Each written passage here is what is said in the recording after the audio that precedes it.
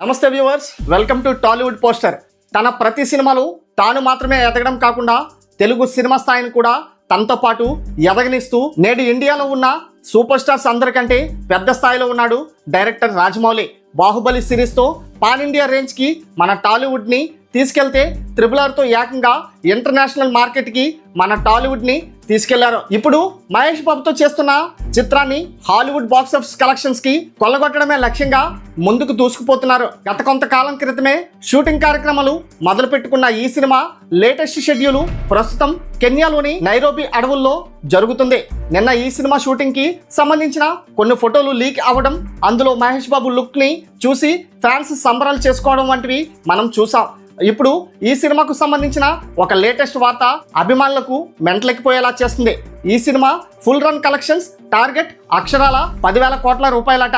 ఆ దిశగా రాజమౌళి ఇప్పటి నుండి ప్లానింగ్ మొదలుపెట్టినట్లు సమాచారం. డిస్నీ మరియు సోనీ పిక్చర్స్ వంటి టాప్ హాలీవుడ్ సంస్థలతో చేతులు కలిపి ఈ చిత్రాన్ని ఏకంగా 120 దేశాల్లో విడుదల చేయడానికి ఒప్పందం చేసుకున్నారు. దాదాపుగా బిలియన్ జనాలకు టార్గెట్ గా చేసుకుని ఈ చిత్రాన్ని నిర్మిస్తున్నారు.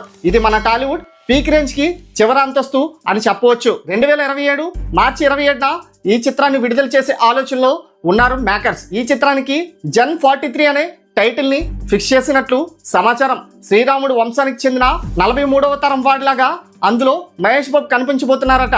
ఫారెస్ట్ అడ్వెంచర్ జోనర్ లో మన ఇతిహాసాలను టచ్ చేస్తూ అందరి అంచనాలను మించి ఈ చిత్రాన్ని తీర్చిదిద్దే ప్లాన్ లో ఉన్నాడు రాజమౌళి. ఇకపోతే ఈ సినిమాలో హీరోయిన్ గా ప్రియాంక చోప్రా, విలన్ గా పృథ్వీరాజ్ సుకుమారన్ వంటి వారు నటిస్తున్నారు.